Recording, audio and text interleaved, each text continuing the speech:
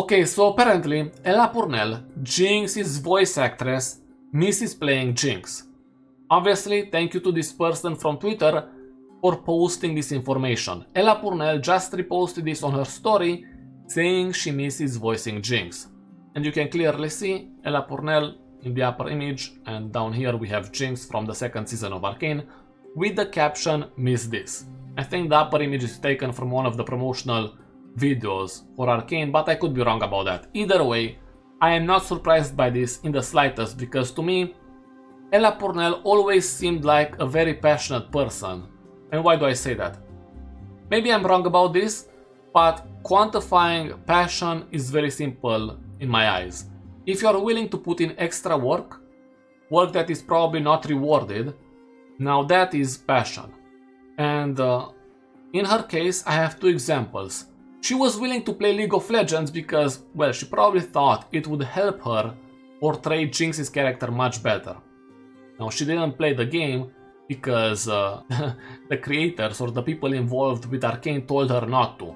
And I think it's better that she didn't, because even if she played League of Legends, it wouldn't help her that much, because let's say she played with Jinx, she would only be able to hear a few lines of dialogue from a character who's extremely different compared to what she portrayed in Arcane. If she wanted to find out more about the character, she would have to read her short story and her biography, but those are, again, very different in comparison to what she portrayed in Arcane. The second example is Fallout. She is the main character in Fallout, the TV show, which is based on a game series, Fallout, right?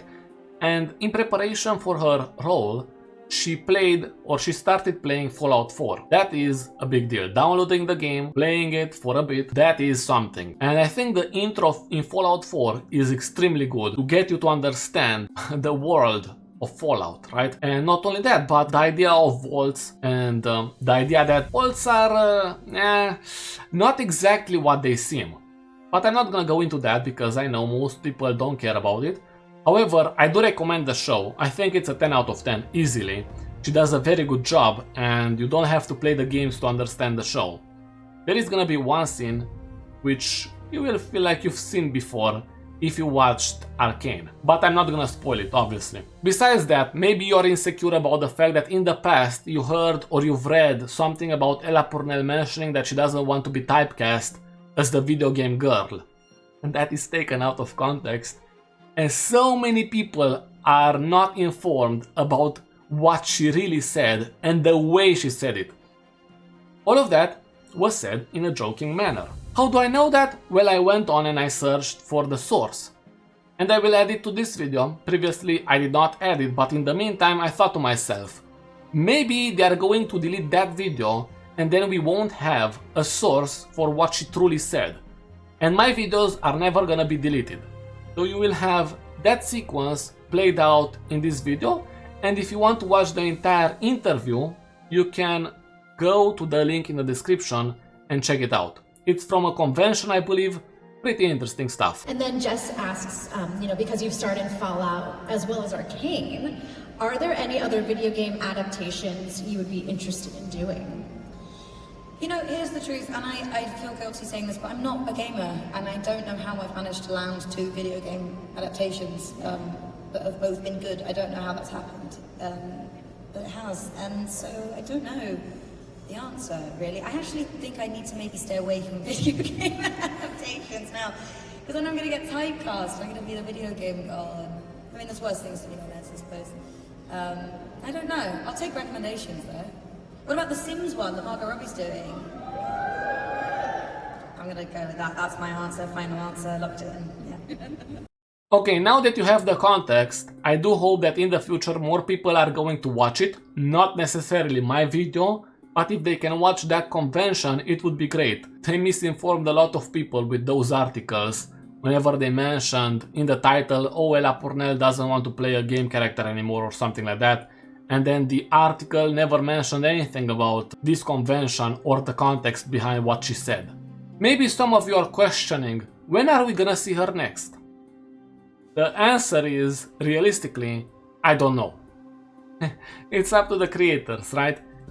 If I was to speculate, on when we are gonna see her next? When is Jinx gonna appear in the story? I already mentioned the possibility of Jinx appearing in that live action. There is one chance tied to the fact that they removed a storyline from Arcane where Jinx traveled all the way to Bilgewater, and it seems like the current live action show they are working on is set in Bilgewater. That's the chance, if they are willing to write a story where Jinx goes to Bilgewater. Other than that, a movie with Echo and Jinx, it's something I mentioned in the past, but I think if you go from their childhood all the way to the ending of Arcane, it's up to them to decide what they want to showcase. Maybe they can release a book from Jinx's perspective related to the 7-year time skip, so then they get Ella Purnell to narrate the book. That would be crazy, I think. Don't worry, a book such as that is only narrated by Ella Purnell, but it should include every important information related to what happened during the 7-year time skip, because there is a lot going on. Heimerdinger probably doesn't have anything because he probably did nothing in the 7-year time skip, but the creation of the Hex Gates is very important, so something from Victor's perspective and Jace's perspective. Silco's rise to power from Jinx's perspective. There were people who stood up to Silco based on the first season of Arcane, we know that. Maybe Jinx is going to be the one to eliminate them. And those are people besides the Firelights. And that's another storyline they can showcase. Echo building the Firelights, Echo trying to save Powder. On the other side, we have Caitlyn trying to figure out the Grand Conspiracy or something like that, because we know she's been working on that before the events of the first season. And lastly, Vi in prison. You probably can have a chapter or two related to what she was doing there, because she was targeting people from the Undercity. We know that from the Council archives. Any escape attempts? Oh, that's very interesting to me because I watched Prison Break and I thought it was amazing. Season 1. Okay, I'm about to say something controversial. I think it is. It's probably controversial to certain communities within the Arcane community because yes, that's how it works. The Arcane community is split in multiple groups of people for each character, for each ship, couple, however it's called. Apparently there is a shipping war going on right now. I don't know, I'm on the sideline enjoying the show. Enjoying the drama. Either way, what I do know is that Jinx is by far the most popular character in Arcane. You can debate me if you want to, but Riot Games use her to promote every one of their projects. Riftbound, the trading card game. Legends of Runeterra, the digital card game. League of Legends, she's plastered everywhere. Wild Rift, the phone game. One of the most important characters in all of League of Legends and the Runeterra IP. It would be a mistake if Jinx wasn't part of one of their future projects.